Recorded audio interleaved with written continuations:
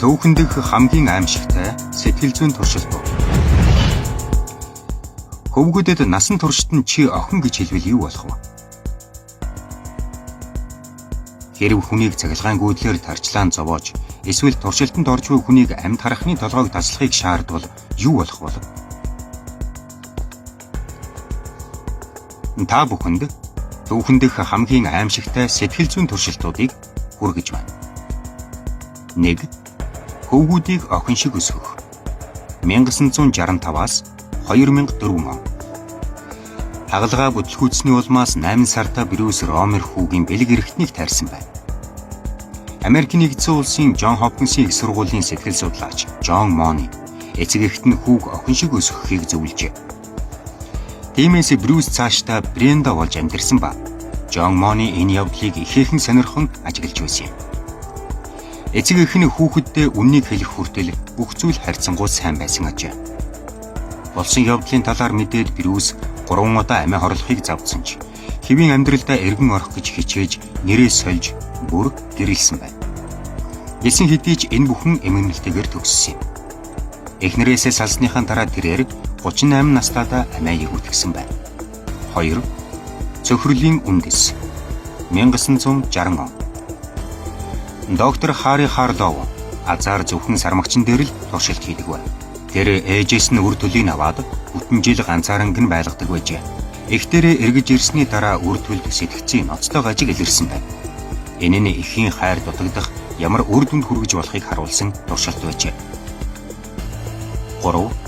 Арга мөхсдөх. 1966 он. Сэтгэл судлаач Марк Селигман, Стив Мейер нар нохоог 3 бүлэгт хуваажээ. Эхнийхийг нь яагаачгүй бөгөөд 2 дугаар бүлгийн нохтыг захилгаан зохиулсан. Туршилтын явцыг хөшүүрэг дарснаар зогсоож болох байсан ч 3 дахь нь хамгийн азгүй. Хэсэг хугацааны дараа 3 дахь бүлгийн торыг онгойлгосон боловч нэг ч нохоо хөшүүргийг дарахыг оролдоогүй бөгөөд тэд зовлон аль хэдийн зайлшгүй байх ёстой зүйл гэж ойлгосон байжээ. 4. Аимшигт туршилт. 1939 он. Айова мужийн их сургуулийн Вендел Джонсон 1939 онд төгсөгч оюутан Мэри Фёдрын хамт Девинпортоос ирсэн 22 өнчин хүүхдийг 2 бүлэгт хуваажээ. Нэг бүлэг хүүхдүүдэд тэднийг төгдрөлгүй зүгээр ярьдаг гэж хэлсэн бол нөгөө хэсэгт нь ярихдаа гацдаг гэж ойлгуулсан байна.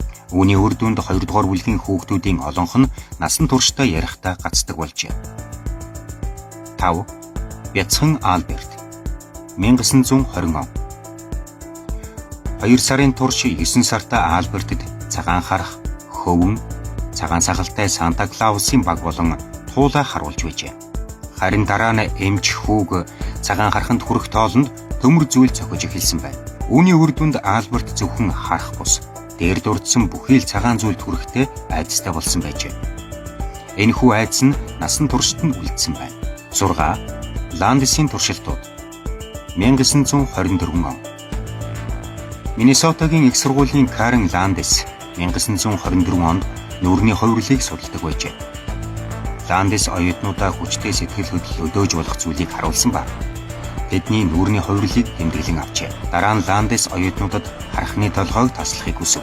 Тэдний ихэнх нь зөвшөөрсөн байна. Нүүрний хувирал дээр ямар нэгэн хэв маягийг олох боломжгүй байсан ч Ландис эрх мэдлийн нөлөөнд ор бүлэг хүн юуг ч хийх чадвартай болдгийг баталж чадсан юм.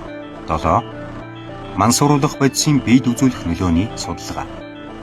1969 он. Хэсэг сармагчингуудад янз бүрийн хар тамхиг хэрхэн өөртөө тарихыг заажээ.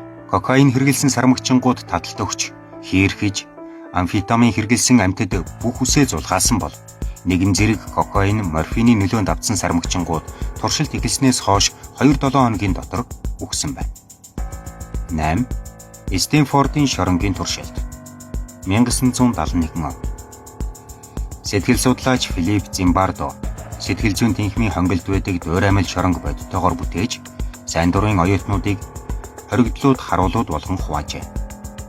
Эхэндээ оюутнууд учраа олохгүй байсан боловч туршилтын 2 дахь өдөр бүх зүйл байрандаа орсноор хоригдлуудын бослогыг харуулууд харгас хэрцгий дарав. Аажмаар хяналтын систем маш хатуу болж хоригдлууд жорлонт хүртэл ганцаар байх боломжгүй болжээ. Хоригдлуудыг хэн болохыг асуухад олонх нь тухаараа хэлсэн байна. хоригдлууд өөрсдийн дүрдээ дасаж өөрсдийгөө жинхэнэ шоронгийн хоригдол мэтээр мэдэрч эхэлсэн бөгөөд харуулуудын дүр тоглосон оюутнууд хэд хоногийн өмнө сайн найзууд байсан хүмүүсээ үзэн ядаж хараан зүхэж эхэлсэн байна. Туршилтыг 2-7 хоногийн турш төлөвлөсөн байсан боловч ёс зүйн шалтгаанаар хугацаанаас нь өмнө цуцалжээ.